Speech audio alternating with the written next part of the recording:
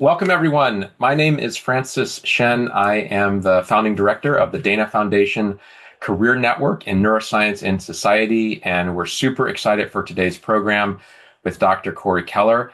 I'm going to hand it over to the person who really runs the show, Dr. Farron McEntee, Senior Fellow and Associate Director of the Career Network, to guide us through and moderate today's program. I just want to make three quick points. One, we'd love to stay in touch, and you can find out a lot more about what our group does at neuroxcareers.org. That's our website. I'll put it in the chat. Second, I want to say thank you to the Dana Foundation for making all of this possible. They fund the Career Network and they fund a lot of work in this space. So thank you, Dana Foundation, for making this possible. And third, if you're interested in neurotech, keep checking us out because we have heard you and we will be doing a lot of future programming around neurotech and in particular, careers in neurotech and affiliated fields. So lots more to come in the future, but that's all for a later date. Today, I turn it over to Dr. Farron McEntee to do our introductions. Thanks for being with us.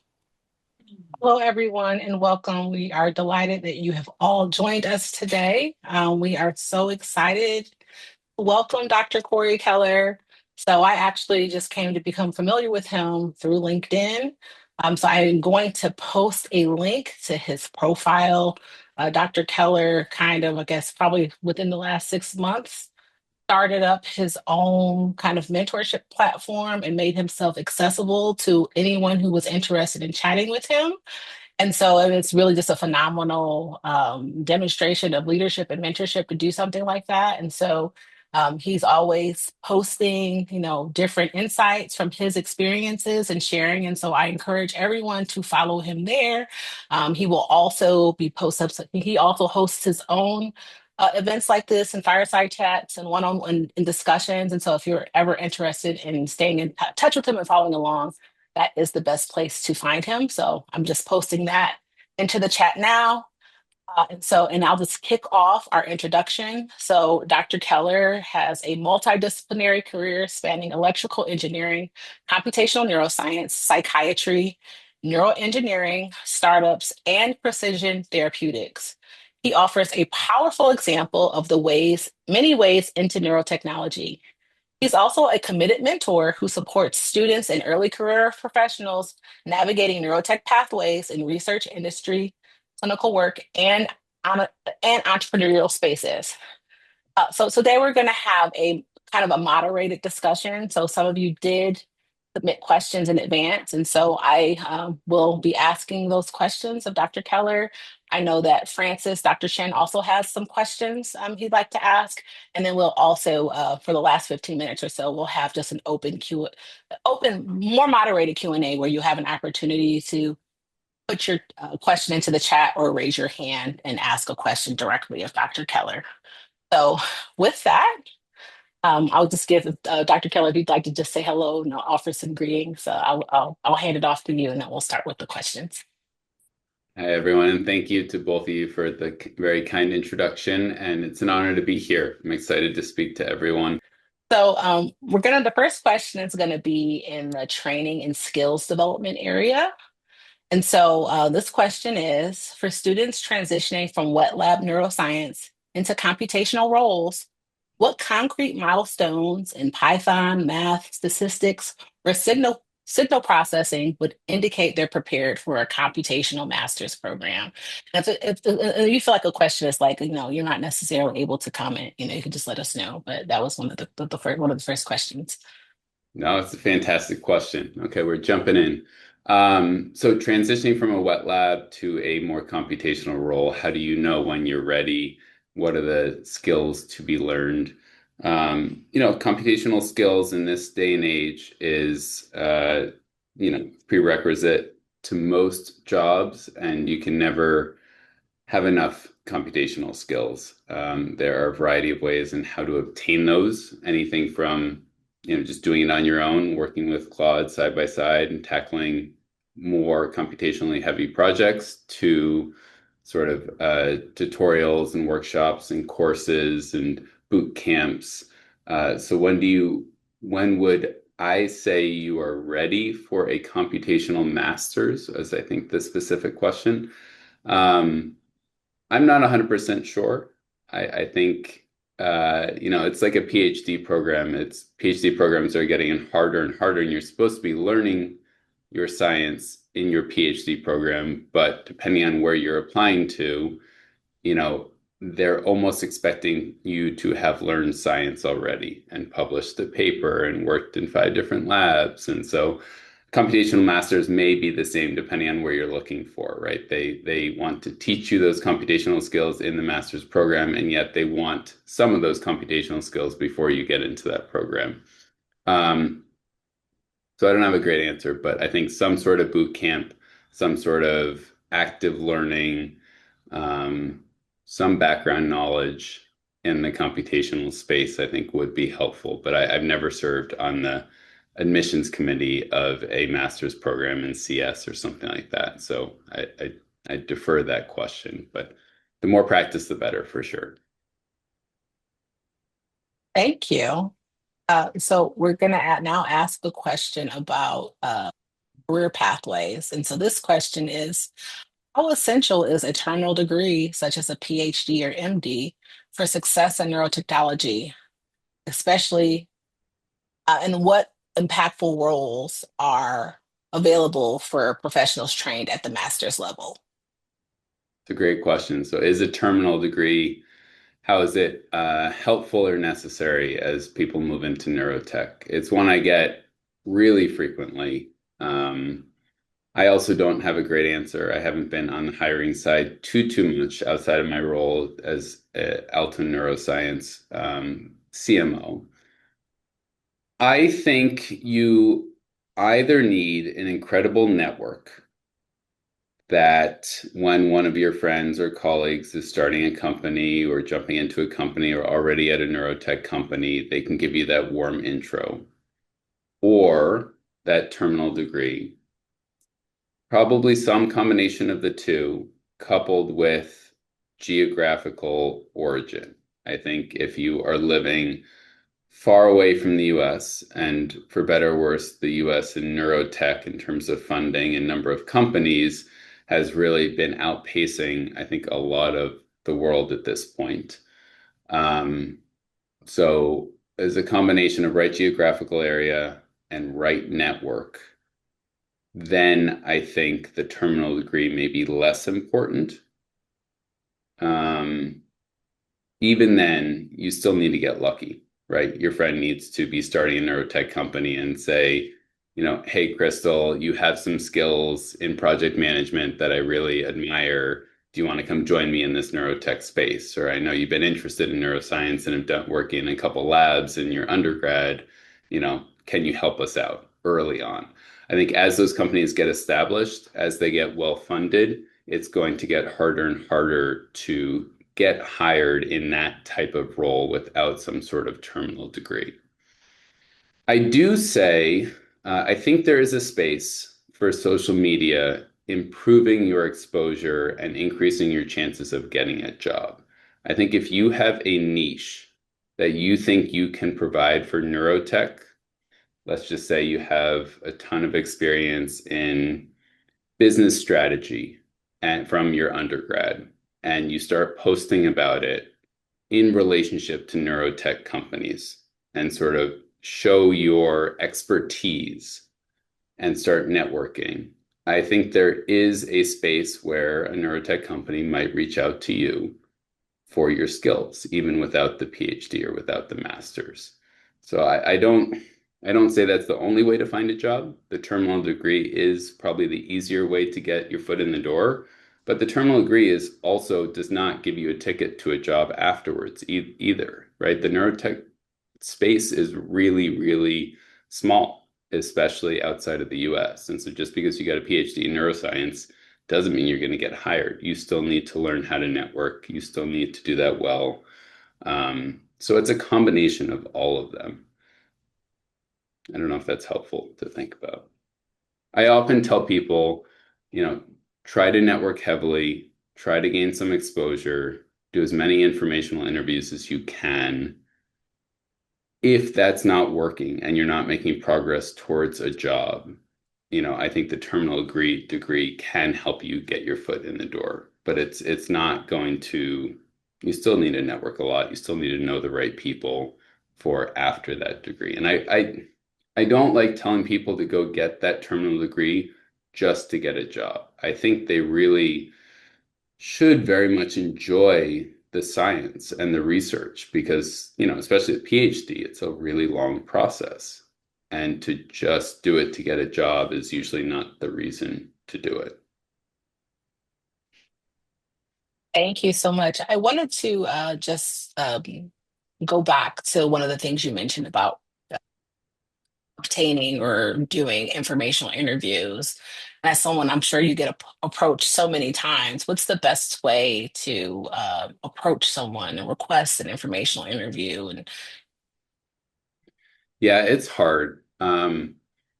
I think if you're in the same city as that person, and I've never been asked it, but I think I would do it. And if they said, I could have a coffee ready for you downstairs, just want to take 15 minutes of your time at some point, I think I'd say yes to that. Whereas a Zoom call for 30 minutes is very hard for me to say yes to these days, just given my schedule. Um, some connections, I saw you went to X school on LinkedIn. I did too. Can I, borrow 15 minutes of your time to ask you a few questions? I'm looking to get into a similar role that you have. I think simple asks for short amounts of time and not asking for a job and finding that way of connecting to that individual, I think is really helpful. And a lot of it's going to be luck when that email comes into me, what my inbox looks like, how many deadlines I have tomorrow will in some way influence whether I'm going to respond or not, and so it's a bit of luck and a bit of finding that connection. It's, but I would, if I got that email and say I could have a latte ready downstairs, 15 minutes, of your time is all I'm looking for. I'd probably say yes and go on a walk with that person and drink a coffee. Just never been asked in that way. So short amount of time, not expecting anything, and connecting with me. Doesn't have to be in person, but if they found that link, um, I'd probably say yes. I try to say yes at least. Karen, could I jump in and add a couple yes, comments? please, Because please. Corey, this is something we talk about all the time in the Career Network, and I face the same challenge. We have a couple of mantras that we're always recommending. So one is that with busy people, 2 emails equals 1, meaning that first email you read, if you don't get a response, you may think they read this email carefully and didn't want to reply to me. What I can tell you on the back end is that that email may just never have been read or read so quickly or with that it never really happened. Uh, Sending 3 emails starts to get creepy and over. But a second email that simply says, just bumping this up in case you missed it. And I've missed other important emails actually because of that. So that's an important thing. But I say that. The other is I just want to connect the two things Dr. Keller was talking about in terms of networking and informational interviews.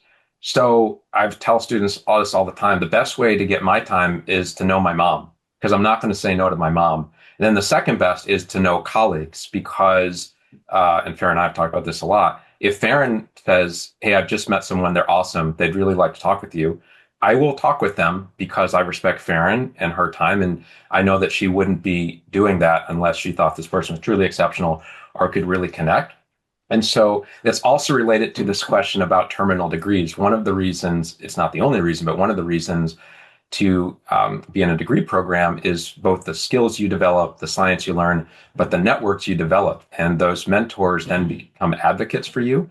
And that can really help as well. So it's a way to navigate what is on the hiring end. You just see so many resumes and so many emails, and it's hard to cut through all that. But when somebody emails you, that can help. And it's one of the reasons we started the Career Network, because you can probably all see that system can become very insidious very quickly, and that the networks become very small because, and I didn't have this privilege, but maybe just somebody met each other at the country club and says, oh, my child's looking for some work. You should. But this sort of career network, the idea is that there are opportunities, maybe break down some of those barriers. So I'd second everything Dr. Keller said, but add those additional ways that you can leverage your networks to try and get to places you want to go.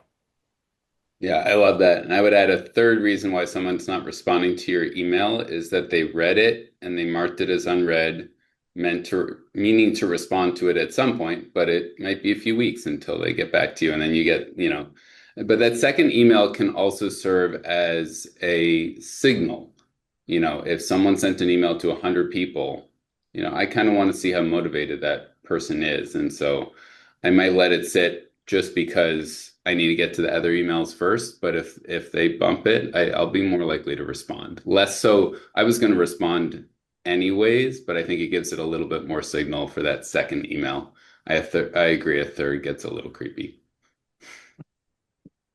So I'll even just as a little bit of a background, we even got to know Dr. Keller. So I saw him on LinkedIn. He graciously added me on LinkedIn, and he posted that he was going to be at SFN. He made himself available. And so Francis went and introduced himself in person. And so if someone is offering you that type of access, you have to take advantage of it.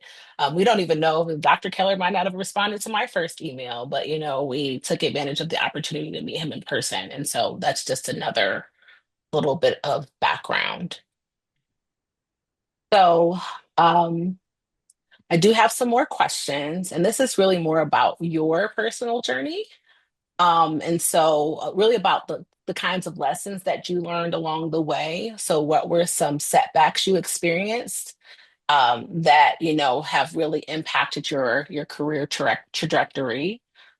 So what was the setback, and how were you able to rebound from that? It's a great question. I don't get asked that often. Um, the two places that come to mind is one, looking for a job after college.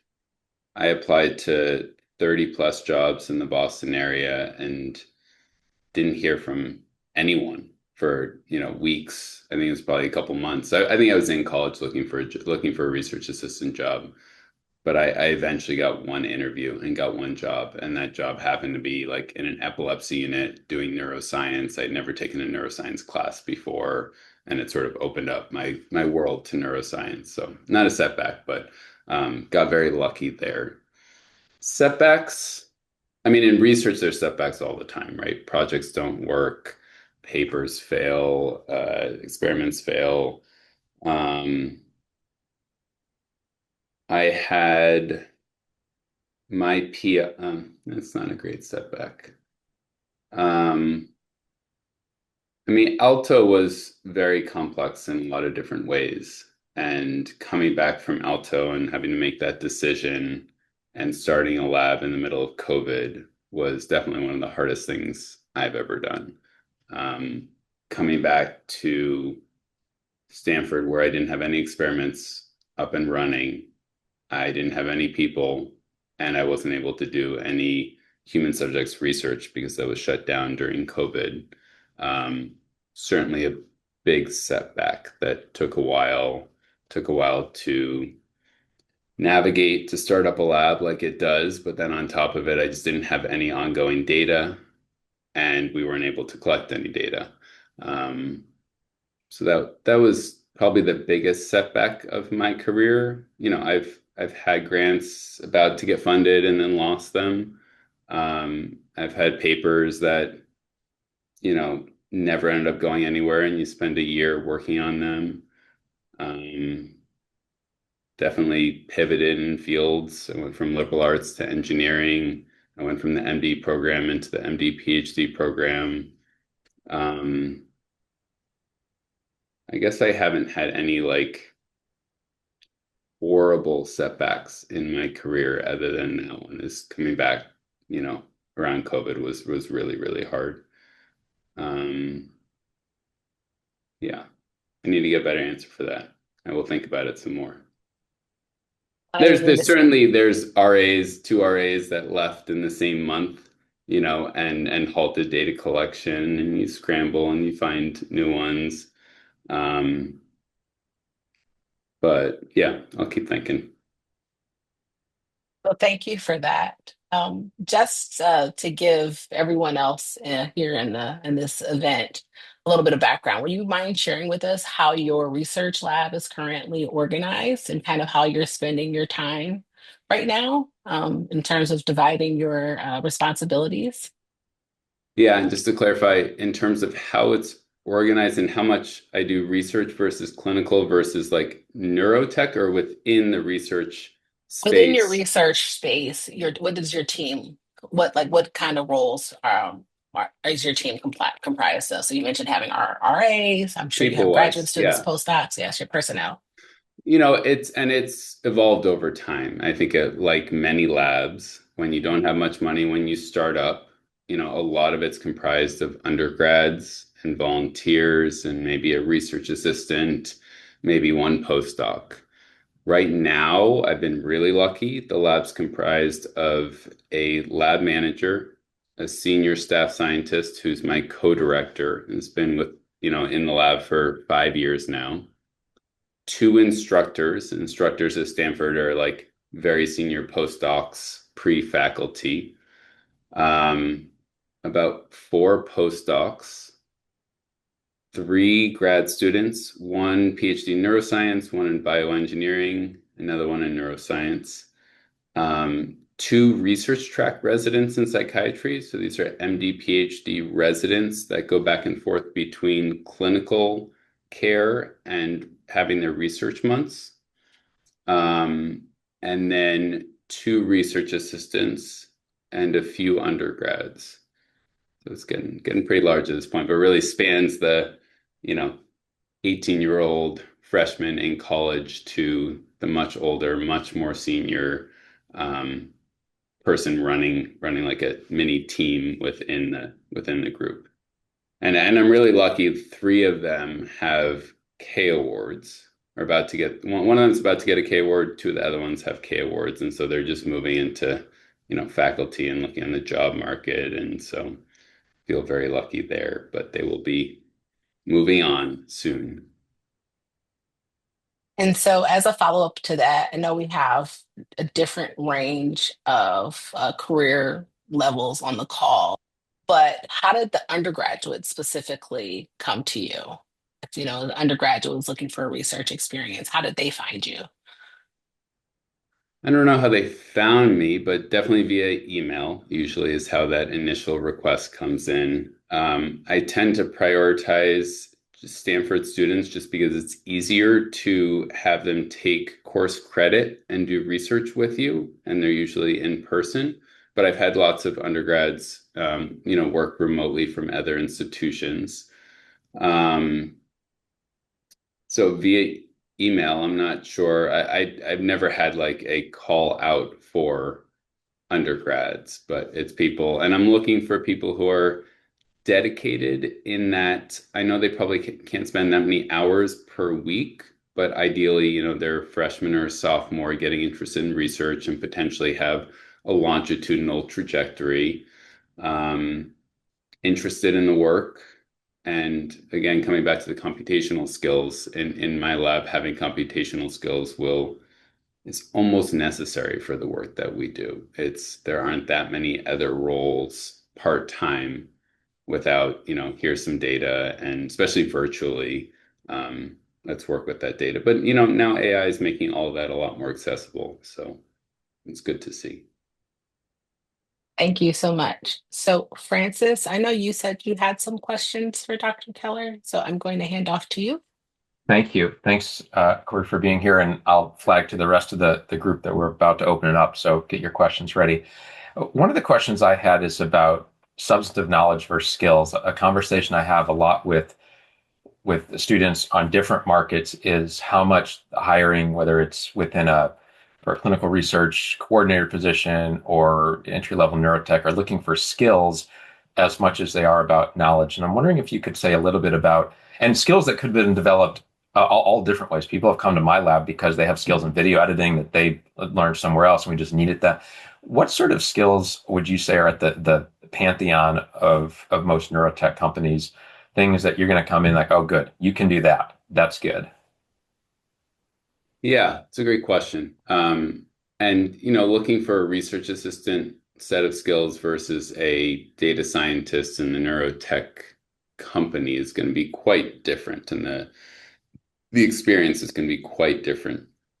As an RA, as a research assistant, I'm really looking for those behavioral, non um, hard skills. I want someone who's honest, excited about the work, will tell me when there's issues, works well as a team, can communicate both virtually and in person. Everything that we do is trainable, and we, do extensive training in the lab. And so I'm not looking for someone with years and years of EEG experience or TMS experience. I want to know, will patients with depression or schizophrenia run away from this research assistant? Will this person be toxic on the team? And I think a lot of those things, I think, are consistent throughout the hiring process. I would say in a neurotech company looking for someone, and as an RA, I'm looking for grit and distance traveled too. And it's hard to quantify these things, but you can see it. Can someone pick up, jump into a space where they may not be an expert, actively learn, actively engage, make a positive impact on that space, and work hard and be determined and dedicated. If I can try to identify that in the interview process, that can go a long ways. And it's hard to put that, on a CV somewhere, and that comes out in an interview. It might come out in a couple emails that you're determined to talk to someone, but that aspect of, does this person have grit? Will they not stop until they get the job done? Will they be able to learn new skills as time goes on? Is That's what I'm looking for when I'm hiring. The other thing is, in a neurotech role, again, the computational skills, it comes back. If you can handle data, multidimensional data, and manipulate it in different ways, I don't care if it's a fly physiology multi-channel recording or an fMRI. If you know how to handle it, the statistics behind it, and you can visualize it, that has enormous, skills across the board, I think, in any job within and outside of neurotech. Yeah, I would second that. We, in our hiring, we look at similar sorts of things. And I'm going to give the next question to actually, I didn't know he was going to join, which is awesome. Dr. Gabriel Lastro Munoz is a co-director of mine at the Neurotech Justice Accelerator at Mass General Brigham. I'll put that in the link too. Anyone's interested in neurotech and justice and ethics and legal issues, come hang out with us. And we just did our round of hiring. And actually, one of the things we think about is grit, and we talk about that too. This first question is actually about AI, and we're wondering if you have any insights on how AI is currently impacting, I guess, really your like the area, the field, the area that you have purview over. So, how is AI impacting your work? And this question is also specifically related to entry level jobs. So, people who are coming to work with you at entry level, is AI impacting? Yeah, we probably could talk about this for an hour. The short answer is immensely. It is impacting every bit of our work, from both the administrative things that we need to handle, to coding on a day-to-day basis, to how we analyze our data, to how we write our papers, to how we, think about experiments and design experiments. In the lab, we're using it as a helper for the most part. It helps organize my life. It helps me organize my writing. It helps, taking a 10-page document and turning it into a spreadsheet that has clinical endpoints. Or I just had 40 emails that I needed to look through on postdoc applications, and I just drag and drop those 40 emails and use Claude Cowork to say, send me a PDF of everyone. So now I can have a PDF on plane tomorrow to just scroll through. It just makes your life easier in a lot of ways. Everyone in the lab has been using it for coding side by side, whether it's Claude Code or, um, you know, debugging. And so in those senses, it's there immersed in the research world. It's not necessarily doing our experiments, right? I think the modeling piece of AI, whether it's using foundation models or virtual twins, that is a piece that we're thinking about, and I think will become important in our research. But the research itself is less AI driven than other types of labs, I suppose. Um, it's making everyone's life easier and allowing them to focus more deeply on the harder questions on a day-to-day basis. And that's all I have to say. I think there was an interesting analogy that, um, yeah, I think AI will turn everyone into a project manager and again, let them focus on higher level, deeper work type of questions. But I think if you're skilled enough in the space and are using AI in the right way, I don't think it's going to take away our jobs, at least in the short term. I think it's going to help. I think it's going to make writing notes as a psychiatrist much, much easier. I think it's going to make, again, as a PI or as a CEO, doing your job so much easier with virtual agents and virtual assistants. I don't think it's going to take over those jobs. For some people, it might, but I do think there's just a space that we'll just be able to get more done and be more efficient and effective over time. I could be naive there, but that's what I'm going with. Thank you. So I'm going to ask you two more questions that were sent to me via DM. And I've received way more than that number of questions, but I'm trying to ask questions that are a little bit more broadly relevant to the group and a little bit less specific to individual situations. And so this next question actually comes from a high school student, and they're just wondering if you have any recommendations for high schoolers interested in neurotechnology, at this early stage. What are some of the things that they might be able to do to prepare for a career in the neurotech industry? Yeah, I get this question often, actually. And it's amazing that high schoolers are thinking about research in general and neurotech. I definitely wasn't when I was a high schooler and barely did in college. So you're definitely way ahead. I also have a lot of high schoolers that try to join the lab, and there's actually a lot of complexities around working with minors at a lot of institutions. So it's while we want to take everyone in, it's not super easy. What I sometimes tell people, if they're active learners and want to actively engage, is there's so much you can do on your own with AI. There's so much data that is out there and openly available. You could download some data, start analyzing it, ask an interesting scientific question, use AI to help you, think about the scientific method and how you would do this.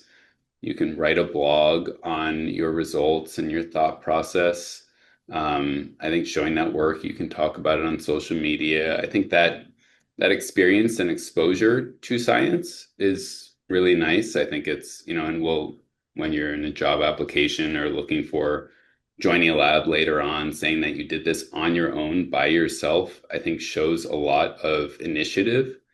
And, again, there's a lot of information out there on how to analyze data and manipulate it. And with AI, you can sort of go back and forth with it.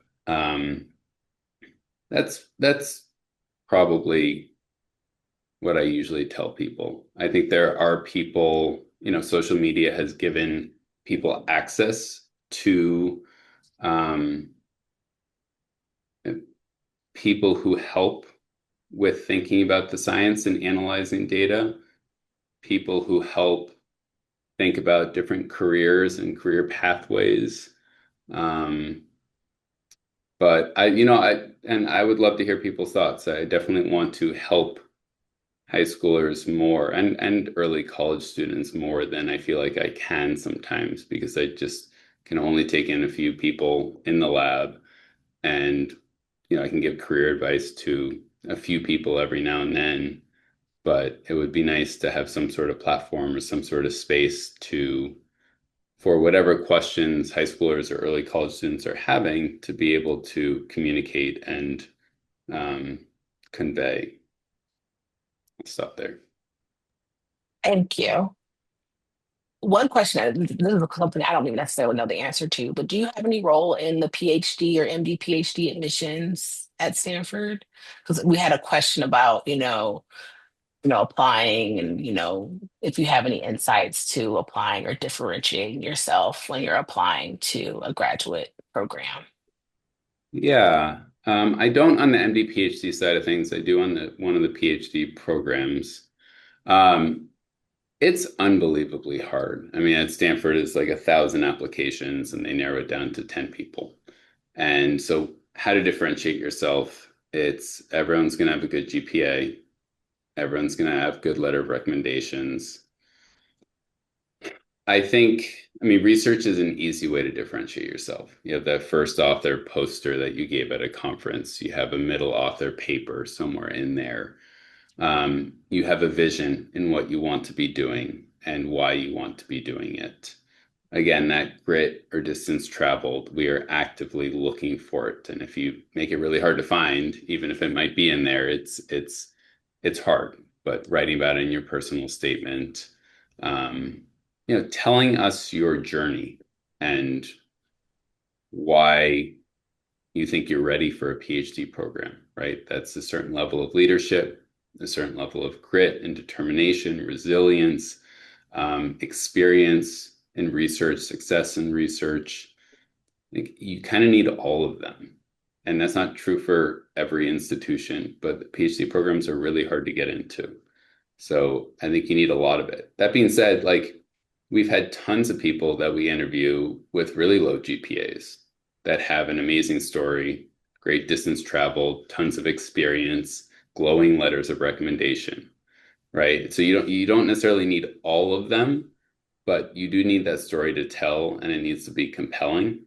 It's to the point where this is true in study section too. In study section, you have a first reviewer that reviews your grant needs to present that grant in 3 minutes to the group of 40 other scientists and needs to convince them why they should like it or not.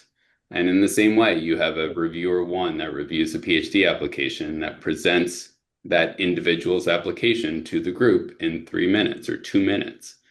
And so, how do you want to be portrayed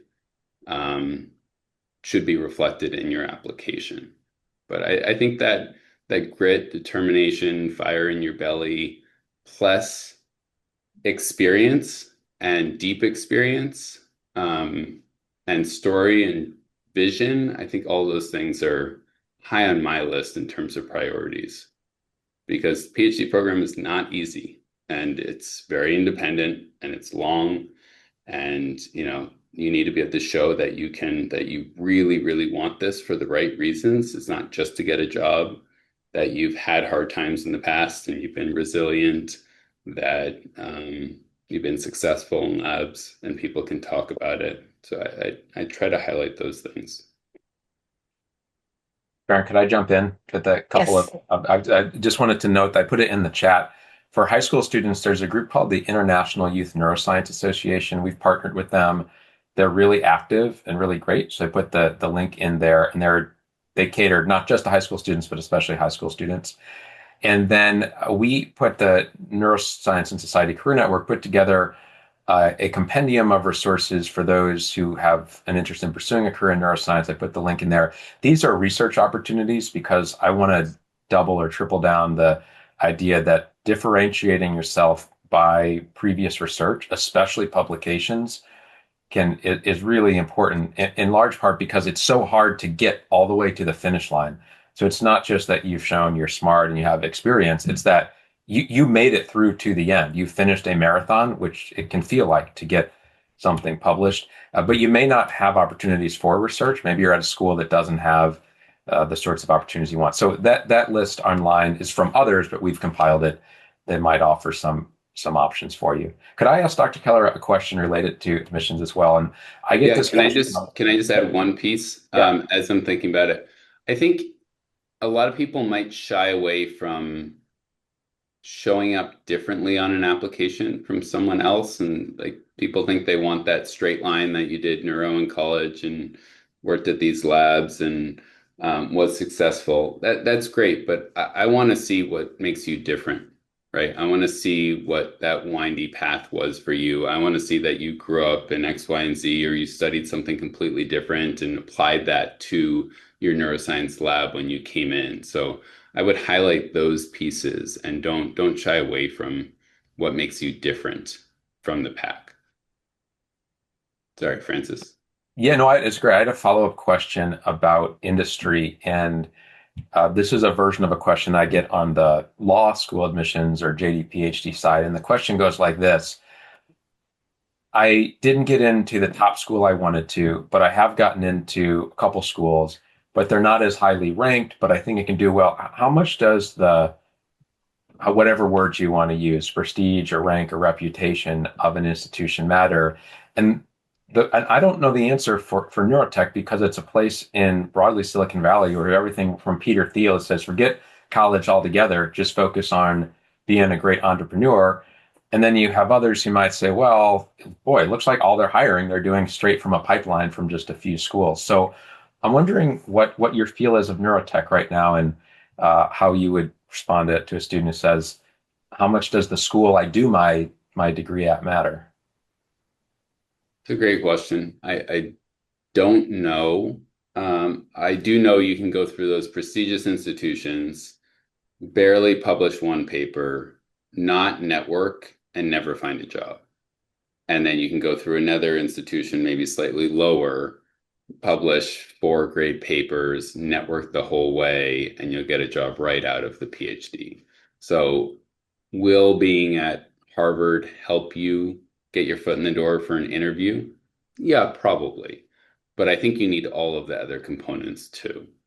I wouldn't, again, if the goal was to do the PhD because you want a job, I probably wouldn't do the PhD.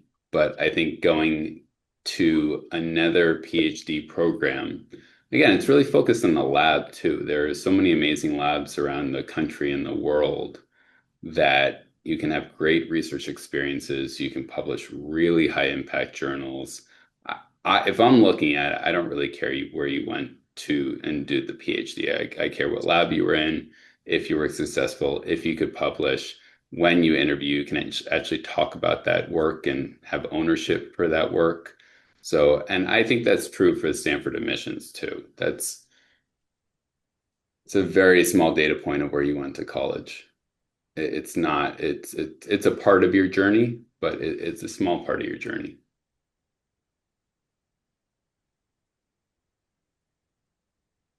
Thanks. Well, thank you so much, Dr. Keller, for being with us. I'm going to just wrap. I'm going to unfortunately have to stop the questions now because we're about 3 minutes before the hour, and we want to be very respectful of your very busy schedule.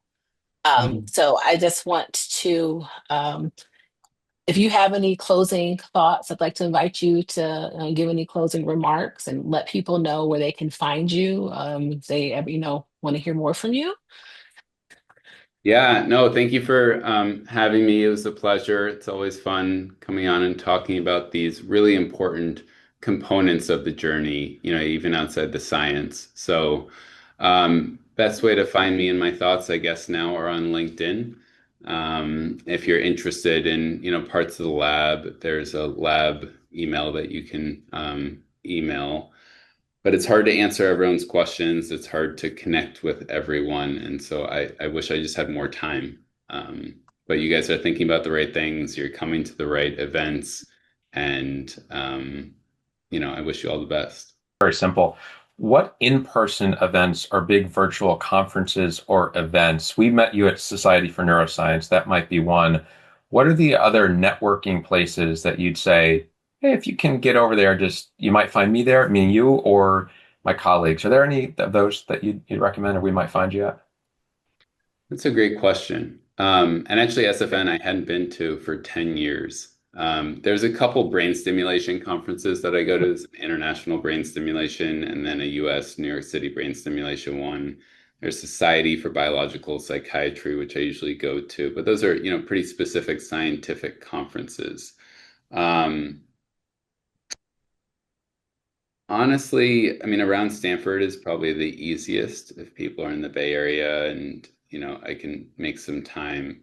But I don't have a non-scientific conference or neurotech or mentoring sort of in-person event that I go to frequently. It's a great question, though. And I probably should. If you know of those, I'd love to attend and be part of it and to help out.